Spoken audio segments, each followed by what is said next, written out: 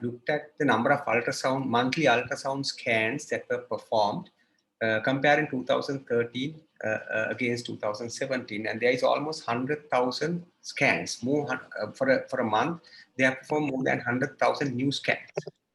So why it is important is, if you look at this chart, um, uh, if you perform, some of the data says that if you perform ultrasound scan in 100 people, in 10% of the time, you're going to find something unexpected in the liver.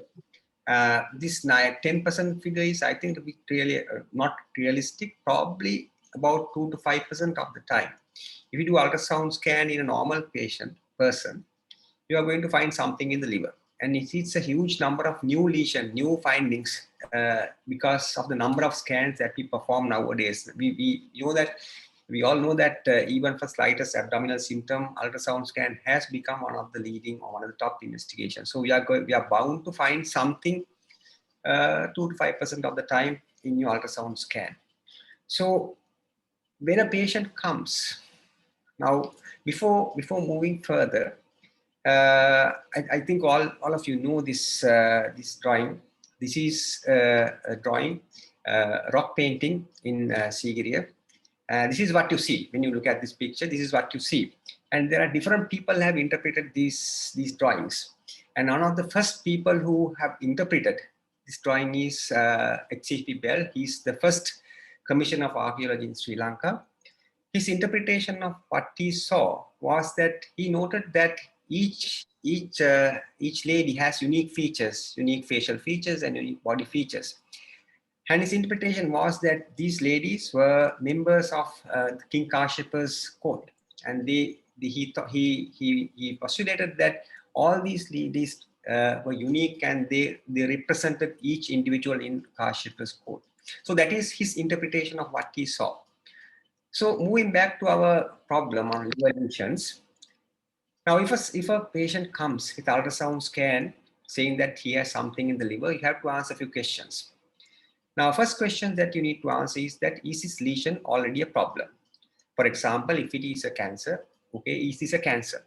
Or is it the lesion responsible for the patient's symptoms? Sometimes patient might come with abdominal pain and you find something in the ultrasound scan, and patient might ask you the question, is it the cause for my pain? Or is it going to be a problem in the future? You might say that it is not a problem, but is it going to be a problem in the future? For example, is it going to get bigger in size, or is it going to cause any symptoms in the future? Or is it going to become a cancer in the future? Or else, is it not a clinical concern? Or can you just forget about this lesion? And this is one of the most difficult questions to answer, because when you say that you can forget about this lesion, you're going to lose that patient from your follow-up. And you have to be 100%, more than 100% confident to say that you can forget about this lesion. And I'm really worried about this third category of patients. And sometimes you can't give a clear answer because you don't know what it is. So when I get a patient with a liver lesion, I look at these patients in under two categories. The patient, whether the patient is a cirrhotic patient or whether the patient is not a cirrhotic patient. And the answer for that question, or the reason why I look at these patients in two different categories, is you can find the answer here in this right-hand side, two columns. And if you look at the lesion, the type of lesions that you get in cirrhotic livers, almost 80% of the time, these lesions are related to hepatocellular carcinomas or its entities, or different variations or different varieties that might lead, different varieties of lesions that might lead to hepatocellular carcinoma. So 80% of the time, it may be related to hepatocellular carcinoma in a cirrhotic liver. And there are many guidelines on how to evaluate a liver lesion in a cirrhotic liver. There are well-known guidelines, and one of the leading guidelines people practice is EASL, or European Association of Study of Liver Guidelines. I want you to focus your attention on these three circles, red circles. So what they describe is to do every 4 to 6 months ultrasound scan in patients, and ultrasound scan is a screening tool in cirrhotics to find liver lesions or detect hepatocellular carcinomas. If the lesion is less than 1 centimeter, they say you can do a repeat ultrasound scan in 4 months' time and see whether the lesion is progressing in size, if it is less than 1 centimeter. If the lesion is progressing in size or if it is more than 1 centimeter, they recommend to do the cross-sectional or to perform a cross-sectional imaging, either a CT scan, triphasic CT scan, or contrast MRI, or liver-specific MRI. So that is the second step or second place where I'm going to catch these patients.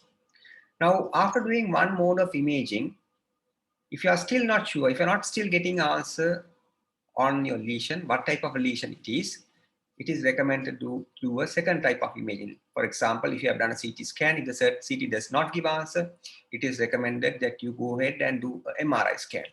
So sometimes you might get an answer to your question, whether it's a hepatocellular carcinoma or what kind of diagnosis it is based on the second imaging. But sometimes you might not get an answer even after 2 imaging modalities, and then it is recommended to do a liver biopsy. So I'll focus my attention on these 3 type of modalities: ultrasound scan, cross-sectional imaging, and biopsy. So if you look at now, I'm sure if there are gastroenterologists here, it's not rare to find something like this. You have been following up these patients for a long time with ultrasound scans. All of a sudden, a patient comes up with a CT like this, where it is an advanced tumor with multifocal disease everywhere in the liver, sometimes with portal vein invasion, and it is not rare to find instances or rare to find presentations like this. Now these are 4 ultrasound in the same patient, 4 images that you see in 4 different ultrasound scans. I'm sure that all of you agree with me if I say that the type of scans that we get, especially in the periphery, especially in the private hospitals in the periphery, and most of these ultrasound scans machines are suboptimal.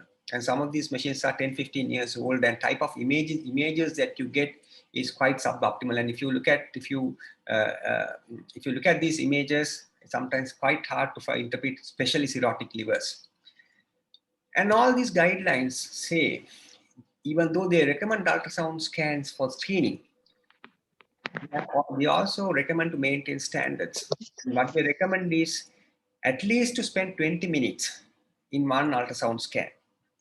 But in our setup, in one session, we perform 50 to 100 ultrasound scans. Even at Ragama, I know that it's quite busy, and you can't help it because of the number of patients that they see, and the amount of time that you have to spend in one patient is quite limited. So that is another problem that we face when we apply these guidelines in our practice, whether we actually can rely on ultrasound scans in our setup. So is there an answer for that? Well, I think in cirrhotics, actually you don't need to look at the whole abdomen. What you need to see is only the liver. So if we can come up with a focused ultrasound scan where you only look at the liver and focus and concentrate on the liver, you don't have to spend 20 minutes. You can spend maybe 5 minutes focusing on the liver. And that could be probably an answer for this failure in ultrasound scan screening in our setup. So first key point, adhering to guidelines is not a reassurance that you are going to detect all the lesions. An ultrasound scan as a screening tool has limitations in our practice. And I think we should be actually thinking of focused ultrasound scans in livers to detect these lesions early. So that's about the ultrasound scan. Now, then we'll move to the cross-sectional imaging. And if you look at these 3 pictures, now this is a typical hepatocellular carcinoma where you see arterial enhancement in triphasic CT. In the arterial phase, you can see a good enhancement and you see a wash off. So that's a typical hepatocellular carcinoma. Now in an early hepatocellular carcinoma, you don't really see that arterial enhancement, but you will see a wash off like here. And this is a dysplastic nodule where there is intense arterial enhancement, but there is no wash off in the delayed phases. So these are the 3 different type of lesions that you get in cirrhotic livers. I think it's very important to understand the basis behind these changes that you see in cross-sectional imaging. So if you look at the natural history of how a hepatocellular carcinoma develops in a cirrhotic, now, you know that cirrhosis there is cell death, regeneration, and fibrosis. So when there is regeneration, one of the a clone of cells might lose this ability to control growth, and it might become a regenerating nodule. And slowly, some of the regenerating nodules might acquire dysplastic changes, and might become a dysplastic nodule. And some of the dysplastic nodule will slowly progress into hepatocellular carcinoma, and early hepatocellular carcinoma might progress into advanced or progressed hepatocellular carcinoma. But sometimes a dysplastic nodule can straight away become or progress into a hepatocellular carcinoma. So that's a natural sequence of events that happens in the progression, excuse me, in the progression to hepatocellular carcinoma. So how do we see these changes or cellular changes in our imaging? Now, if you look at a dysplastic nodule, now, as we said earlier, there is intense arterial enhancement. Arterial enhancement is because of unpaired arterioles that you get in a lesion. So in a dysplastic nodule, the number of arterioles have increased, but there are normal number of portal venous striates. I'll come to this later about the portal venous striates. Because of the normal number of portal venous striates, they don't see a wash off. You don't see a wash off, but because there are high number of unpaired arterioles, you get intense arterial enhancement. So you see a dysplastic nodule, you see a arterial enhancement. But when it turns out to become early hepatocellular carcinoma, there are other changes that happens in the arterioles. So arterioles, as you see here, they develop a thick media. So media becomes quite thick in an early hepatocellular carcinoma. So even if you have arterioles, the blood supply is not high. So you don't see that intense arterial enhancement. But relatively, there is less number of portal triads. So what happens in why you see a wash off in a hepatocellular carcinoma is actually not because of a wash off, because there are no portal triads in the portal venous phase. In a hepatocellular carcinoma, there is no contrast in this lesion.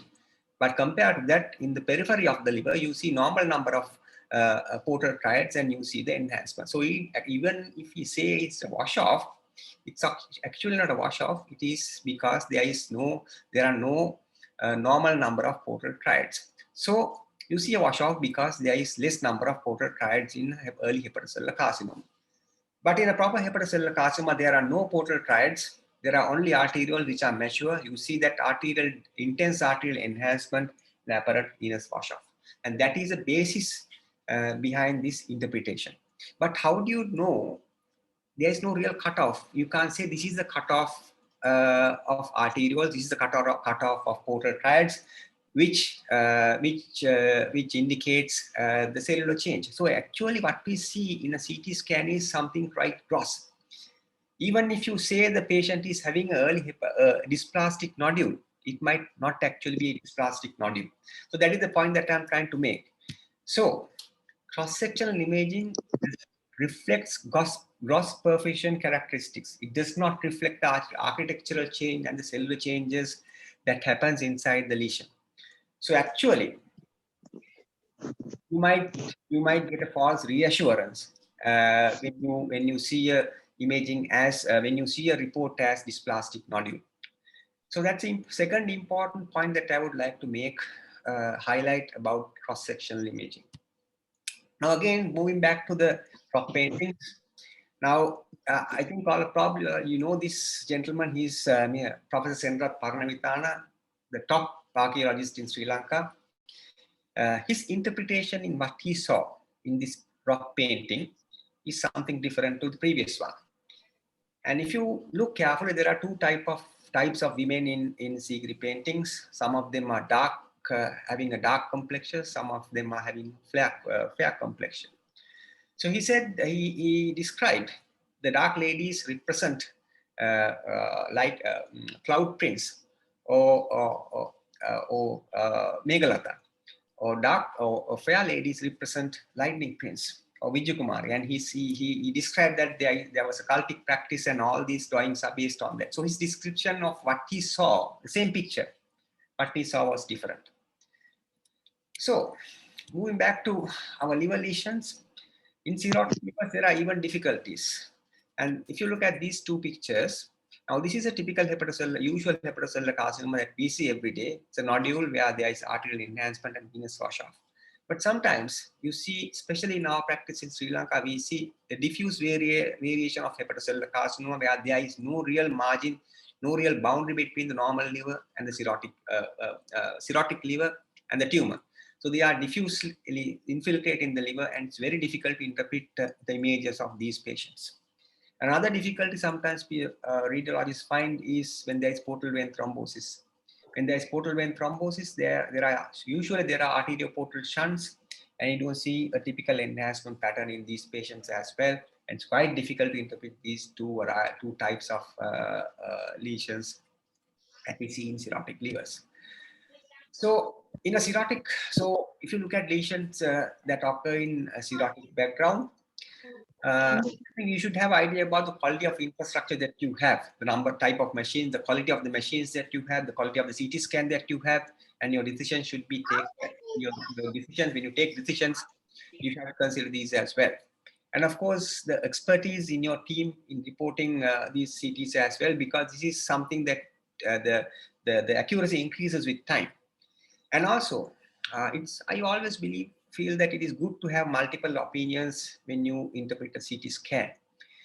And also, it's important to consider the patient's overall status, because, for example, if you find a lesion, 2 centimeter size lesion in a cirrhotic liver whose child C, who's already having ascites, decompensating, I don't think there is any benefit in trying to find out whether this lesion is actually hepatocellular carcinoma, because the overall survival is not going to depend on the lesion that you have found unless you are thinking of a liver transplantation. So that it's also important to consider when you decide on how much you investigate on this lesion.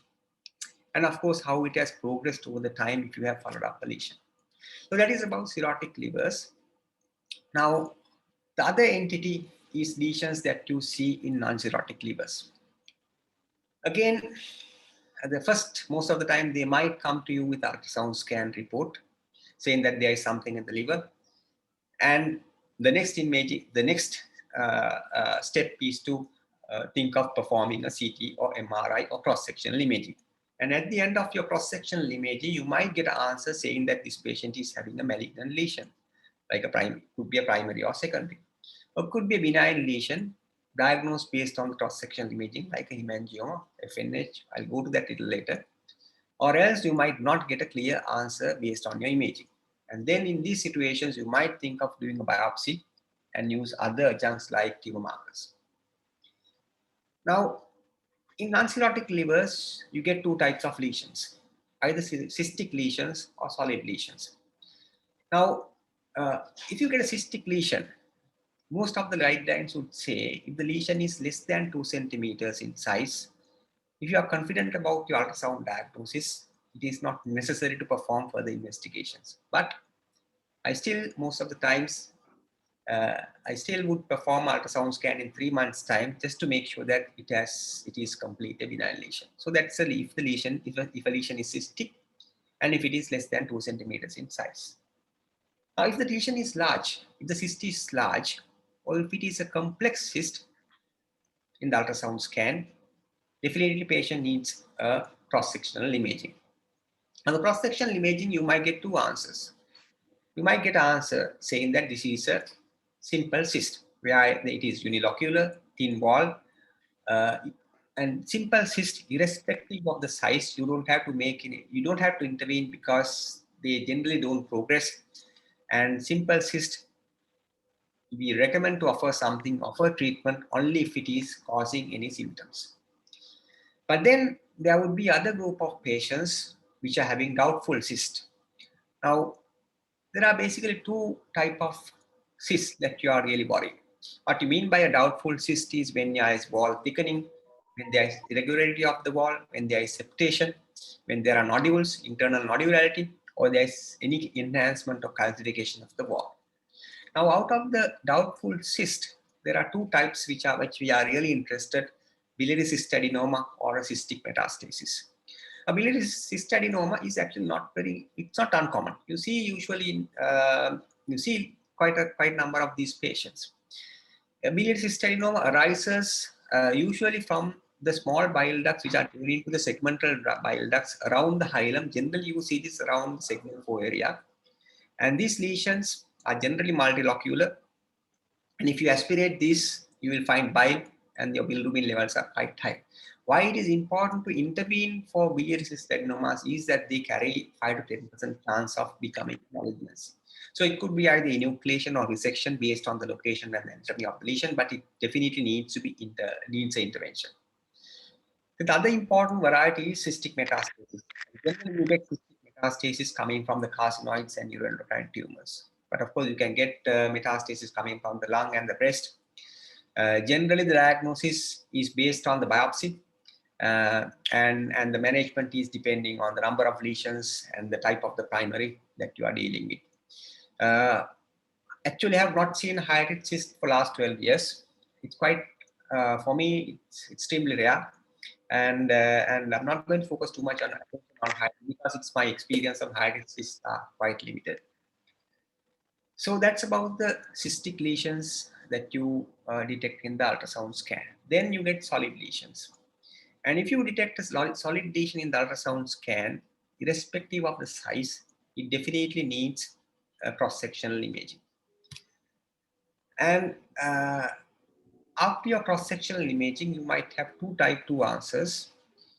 It might have a typical appearance. And based on this typical appearance, you can diagnose some of the solid lesions. A hemangioma will have a nodular peripheral enhancement and delayed filling in late phases.